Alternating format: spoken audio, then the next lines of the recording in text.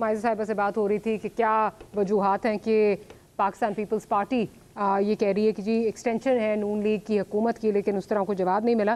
मैं ज़रा मूसा साहब की तरफ चलती हूँ। मूसा साहब, अब जिस किस्म की जो परसों जो तकरीर की है, ग़ालिबन मंडे के रोज़ जो तकरीर की है नवाज़ शरीफ साहब ने, उसमें जिन शख्सियात का नाम लिया है जो वो एक्शन की बात कर रहे हैं, क्या आपके इल्म में है कि क्या कभी नवाज शरीफ साहब ने या शहबाज शरीफ साहब ने इस ख्वाहिश का इजहार ड्यूरिंग द गवर्नमेंट आपसे किया हो, कोalition पार्टनर से कोई किया हो, या फिर ये एक इलेक्शन गिमिक्री है सिर्फ? क्योंकि इस वक्त जो हकायक हैं वो हमें कुछ और बताते हैं, एक्सटेंशन का मामला हो, दीगर चीज़ें हों। क्या किस तरह देख रहे हैं आप इसको? देखें, मैं ये समझता हूँ कि उनका एक अपना प्रोग्राम है, उनका एक अपना एजेंडा होगा कि अगर आवाम उनको मुंतखब करते हैं तो वो ये करेंगे जो उन्होंने बातें की हैं। लेकिन मेरा नहीं ख्याल कि हमने कोई ऐसी बात सुनी हो कि आप भी उसी तरह ही उसके अंदर थी कि ड्यूरिंग द गवर्नमेंट उन्होंने कोई इस तरह की बात शहबाज शरीफ साहब ने तो नहीं की। और शहबाज शरीफ साहब का मेरा नहीं ख्याल कि ये कोई ऐसा एजेंडा था। और मैं समझता हूँ कि हमें अगर हम इनके ऊपर इसी तरह करते रहेंगे कि किसने क्या किया, अब उसको सज़ा मिलेगी, अब इसको सज़ा मिलेगी, हम विंडिक्टिव होते रहेंगे तो फिर हम मुल्क को कहाँ लेके जाएंगे। आवाम ये समझती है कि मियाँ मोहम्मद नवाज शरीफ साहब के साथ ज़्यादती हुई है तो वो उनको मैंडेट देंगे और वो बड़ा दिल करेंगे, करना चाहिए उनको। और ये मेरी ज़ाती राय है, क्योंकि मैं देखिए, मैं पब्लिक पल्स का आदमी हूँ, मैं पब्लिक का नब्ज़ देखता हूँ। उनको नहीं परवाह आज मैं किसी को गालियाँ दे रहा हूँ, मैं उठ के ज़ियाउल हक को गालियाँ दे रहा हूँ, मैं उठ के मुशर्रफ को गालियाँ दे रहा हूँ। अब लोगों को इसकी परवाह नहीं है। हम उस दौर से बहुत आगे जा चुके हैं। हमें पब्लिक की जो पल्स है, जो उनकी हार्ट बीट है, हमने वो सुननी है, हमने उसके हिसाब से मंशूर देना है, हमने उसके हिसाब से फैसले करने हैं, हमने उनको अपॉर्चुनिटीज़ देनी है। हमारी इतनी बड़ी इकॉनमी है, हमारी पॉपुलेशन इतनी ज़्यादा है, यूथ पॉपुलेशन इतनी ज़्यादा है, हम उनको हम ये बदला लेना नहीं सिखाना चाहते। हम उनको दरगुजर सिखाना चाहिए हमें, और हमें निकलना है कि आगे निकलना है। आप देखिए कि इंडिया कहाँ बैठा हुआ है। चले आज उसने जो कनाडा वाला इशू चल रहा है, लेकिन उसके अलावा उन्होंने G20 समिट होल्ड कर लिया। उन्होंने वो इतनी बड़ी इकॉनमी बने हुए हैं, हम उनके साथ उनको आंखों में आंखें डाल के देख के बात करते हैं उनके साथ। हमें अपने आप को दुनिया के स्टेज के ऊपर कहीं ऊपर लेकर जाना है। उसके लिए हमें एजेंडा देना होगा, आवाम को हमें एक प्रोग्रेसिव एजेंडा देना होगा, गरीब को हमें एक ये बताना होगा कि हम तुम्हारी भलाई के लिए क्या कर रहे हैं। हमें क्लाइमेट चेंज का हमारे ऊपर इतना इफेक्ट है, क्लाइमेट का इफेक्ट है हमारे ऊपर, हमें एक प्रॉपर प्रोग्राम देना होगा। हमें ये प्रोग्राम नहीं देना होगा। मैं ये नहीं सोचता था कि मैं इधर आके बैठूं और मैं जनरल बाजवा या जनरल फैज़ या जनरल मुशर्रफ और जनरल ज़ियाउल हक को गालियाँ निकालना शुरू कर दूँ। इफ्तिखार चौधरी जिसने यूसर रज़ा गिलानी साहब को नाअहल किया, एक फजूल केस था वो, लेकिन हम आगे निकल गए हैं। हमें आगे निकलना होगा। ये देखें, जब मियाँ साहब यहाँ पर आएंगे, मैं समझता हूँ कि उस वक्त दोबारा इन तमाम पार्टीज़ की मीटिंग होगी।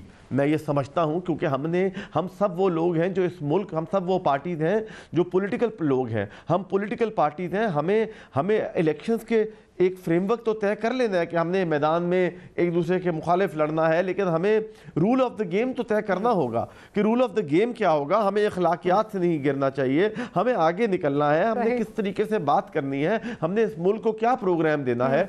तो हमारा मुल्क का सोशल ढांचा तबाह हो चुका है, हमारी इकॉनमी, हमने अपनी सियासत कुर्बान करके इकॉनमी को आसरा दे के खड़ा रखा हुआ है। हमें उसमें से इसके हल तलाश करने हैं, ना कि हम आपस में एक लड़ाइयाँ करें और ना कि हम माजी में जाकर उनको सजाएं देना शुरू करें।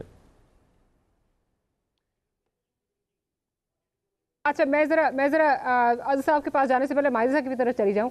माइज़ा, ये बताइए कि इस वक्त जो तासुर मिल रहा है ना, जो नवाज शरीफ साहब ने गुज़िश्ता दिन जो तकरीर की, मिट्टी पाओ जो उन्होंने कहा, उसे लग रहा है कि इस वक्त क्योंकि बकौल आपके पॉलिटिकल कैपिटल बहुत बर्न हो चुका है और डेफिनेटली हुआ भी है, कुछ दिखाने को है नहीं, एक दफ़ा फिर कोशिश की जा रही है कि जी वोट को इज्जत दो को रिवाइव किया जाए, ताकि ये दिखाया जाए मैं एंटी इस्टेब्लिशमेंट हूँ, मैं किसी डील के थ्रू जो है वो नहीं आ रहा। क्योंकि अगर देखा जाए तो जो इस वक्त ऑन ग्राउंड रियलिटीज़ हैं वो उसके बिल्कुल बरक्स हैं। जिन अशखास का वो नाम ले रहे हैं, बाजवा साहब का अगर नाम ले रहे हैं, तो जब एक्सटेंशन का मामला आया था आपकी पार्टी को, आपकी पार्टी लीडर्स को क्लियर इंस्ट्रक्शन थी कि किसी ने इसको ऑब्स्ट्रक्ट नहीं करना, पार्लियामेंट में किसी ने इसको ऑब्स्ट्रक्ट नहीं करना।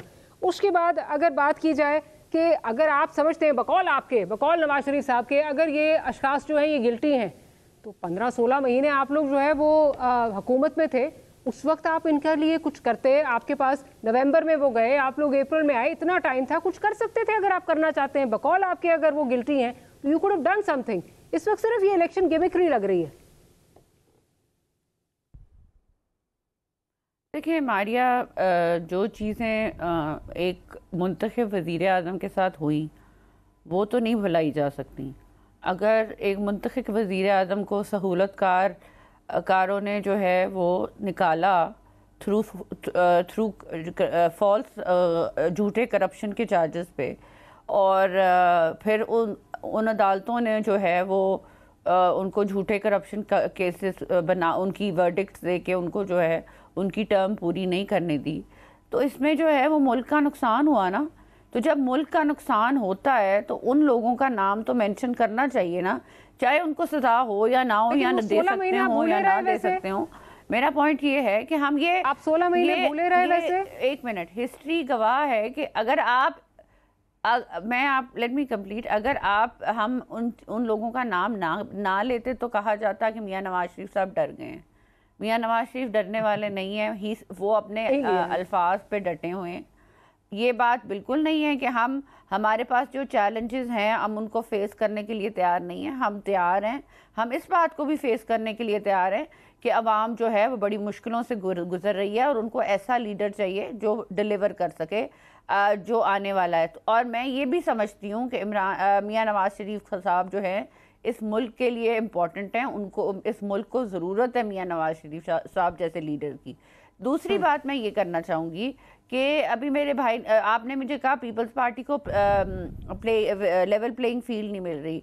मैं समझती हूँ कि ये चीज़ जो है एक थोड़ी सी अनबायस सी मुझे लगती है। एक बात इसका कोई रीज़न नहीं समझ आता। एक तो ये कि 16 महीने मियां शहबाज शरीफ साहब PMLN की हुकूमत के प्राइम मिनिस्टर होते हुए पीपल्स पार्टी बड़े अच्छे तरीके से आपस में ये काम करते रहे, अपने एक दूसरे से कोई लड़ाई नहीं हुई, कोई इशू नहीं हुआ, कोई ऐसा नहीं देखा गया कि किसी ने कहा हो कि लेवल प्लेइंग फील्ड नहीं है।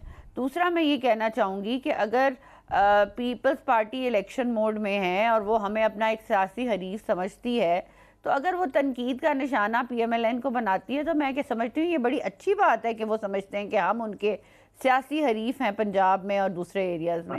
तीसरी बात यह है कि उन्होंने कहा कि जी कुछ ऐसे ब्यूरोक्रेट्स को लगाया गया जो हैं वो शायद हमारी साइड के हैं, PMLN के। देखिए 30 साल से मियां नवाज शरीफ साहब, शहबाज शरीफ साहब हुकूमत कर रहे हैं।